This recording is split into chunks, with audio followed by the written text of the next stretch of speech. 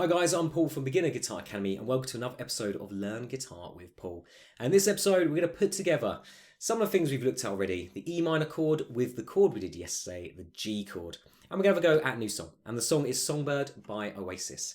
This is another really cool tune for a beginner because it only has 2 chords. So it's not super mean. And there's a couple of little techniques we're going to talk about as well. So let's dive in. Let's have a little recap of some of our shapes. So the new G chord from yesterday, kind of 3-finger shape, which was, I think, no, not the first 3-finger chord, because we did look at A minor, didn't we? So we have done 3 fingers before. It's just a little bit more stretchy. And the C as well, so we have done that one too. So first finger goes 2nd fret on the A string. 2nd finger, 3rd fret on the fat string, string 6. And 3rd finger all the way down here on the skinny string, or string 1. And all 6 strings, so you can strum all 6. And both chords in this song are all 6. So that's our G. We're then going to go to E minor. And again, all 6. So if you're not sure on E minor, first finger is actually staying on the string, sliding it back a little bit. 2nd finger is underneath it on the D2. Now you probably find you will have to slide back.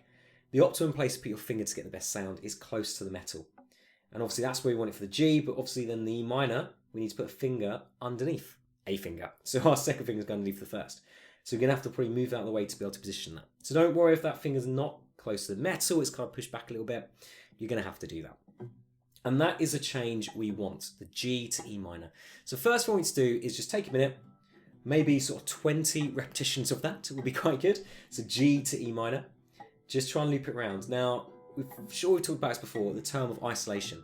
So the idea here is I'm not using my right hand, I'm not strumming the strings, I'm purely focusing on the left. So all my attention is on that change. I can then be really efficient with my finger movements and I can be really focused, make sure I'm doing it right. As soon as you bring in right hand, it actually slows it down. So you've kind of got to wait for the strum and then change between. If I then go back to my left, so much faster.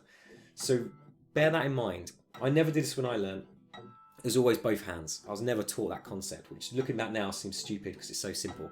One hand. But no one does it. And it makes it so much quicker to learn things. So anyway, back to the G and E minor. Hopefully we've done our 20 repetitions now. You basically want to keep going until you're finding it's getting nice and smooth, until your 2nd finger's going underneath the 1st. You're not having to really slow and kind of think too much about it because it's not going to be usable. We need to have a bit of speed there. Just then we start obviously putting some music and start getting some quick changes. So that's the change we want. You notice I'm not moving my 1st finger. We're using it as a pivot finger. Just pivoting underneath it to get that next chord. And that is a really good tip. If you have 2 chords, they share a note, they're using the same note, don't take your finger off, just move around it. And that's going to make it so much quicker to transition, so much faster.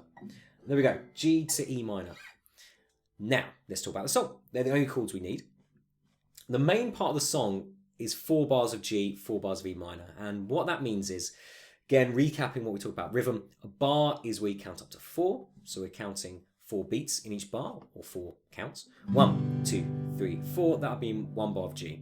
I'm going to do that 4 times. So 1, 2, 3, 4. 1, 2, 3, 4. 1, 2, 3. Last time. 1, 2, 3, 4. That'll be my 4 bars of G. To make it a little bit easier to keep track of your bars and how many you're doing, you could change the first number to the number bar you are playing. And by that I mean you go 1, 2, 3, 4. 2, 2, 3, 4. 3, 2, 3, 4. 4, 2, 3, 4. Now it might be a little bit confusing to change that first number, but it is a nice little trick to use.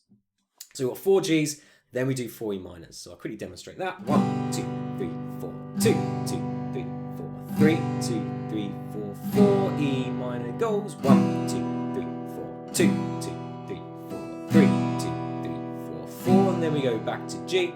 Always harder going back to G than it is going to the E minor, because obviously you've got more fingers to put down. And that is pretty much the song. 4 Gs, 4 E minor, around forever. Simple as that. Now he does at the very start of the song, and Noel Gallagher gives us a count in. He goes 3, 4, and then the song starts. And it starts with G for 2 bars, and then it goes into the 4 bars of G, 4 bars of E minor. So the very first time you play G, you're doing it for 6 bars. Then 4 bars E minor, 4 bars G, and then it just then starts a cycle, 4 Gs, 4 E minors. But just remember the very first time, the intro of the song, 6 Gs. So you go 1, 2, 3, 4, 2, 2, and then you're 4. 1, 2, 3, 4, 2, 2, 3, 4, 3, 2, 3, and so on. And there we go. That is literally the song. That is Songbird. Really cool song. Now you listen to the song and think, that sounds a little bit more fuller, maybe a little bit different, a bit more rocking.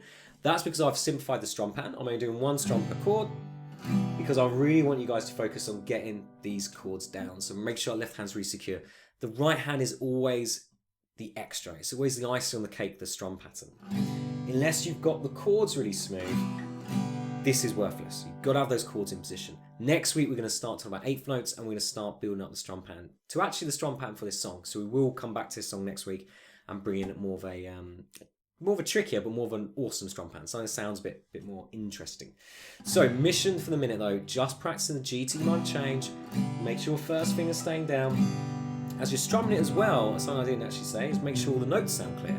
Make sure we're not changing, getting dead notes or buzzy notes. Try and make sure, yeah, everything sounds as good as it should. So 4 bars G, 4 bars E minor. Watch out for the very first time though, because he does do 6. Apart from that, it's then 4 all the way through. And there we go, guys. There is our song, Songbird by Oasis.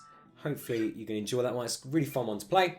If you haven't already, like us on Facebook, beginnerguitaracademy.com, and head over to YouTube. Make sure you subscribe and hit that notification bell. And I look forward to seeing you again in another video.